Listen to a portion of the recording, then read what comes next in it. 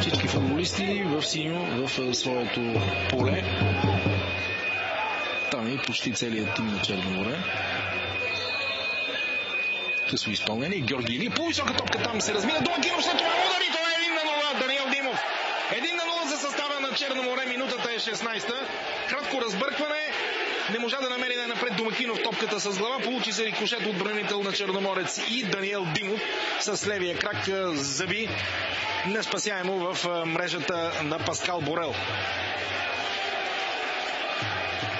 Ето, че при втората си добра възможност за гол домакините от Черно море се умяха да реализират и излизат напред в резултата.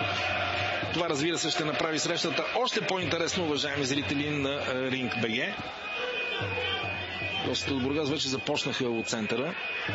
Зайц.